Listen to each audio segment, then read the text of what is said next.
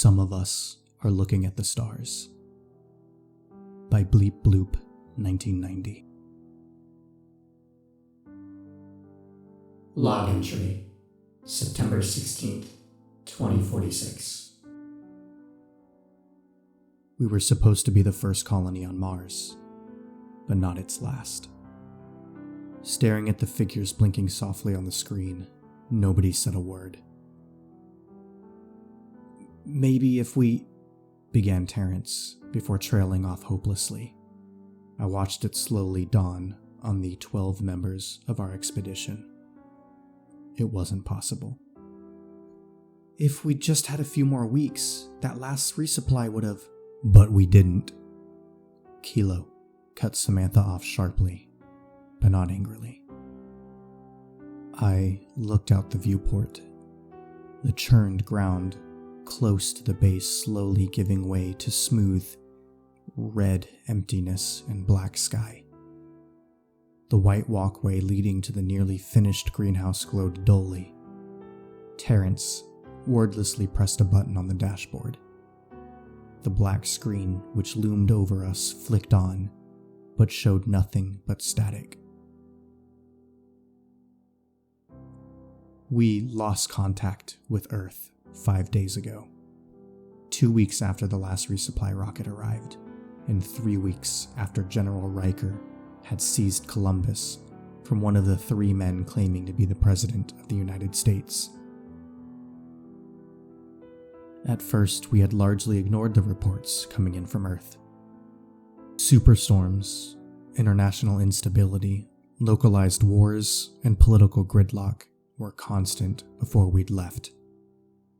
And we'd all had our reasons for leaving that increasingly hot and crowded blue dot behind for the thrill of taking part in Operation Phoenix.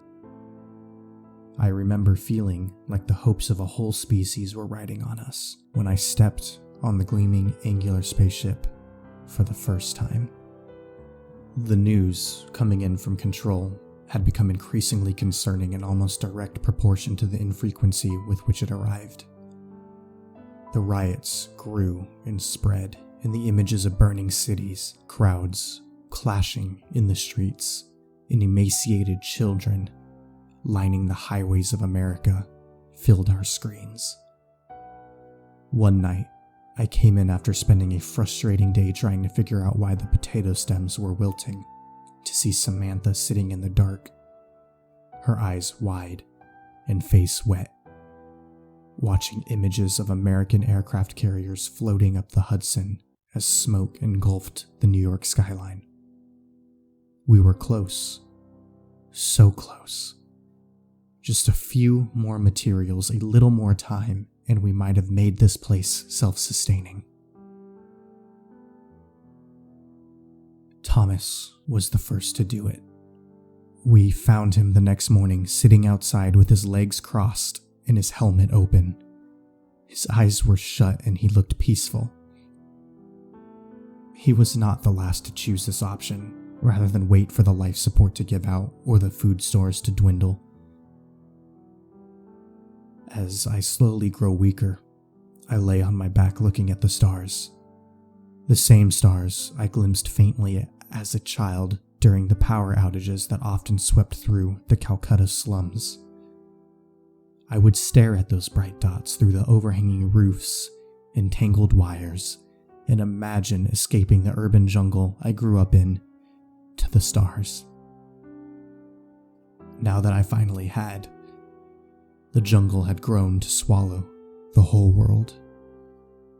End entry. Log number 136489.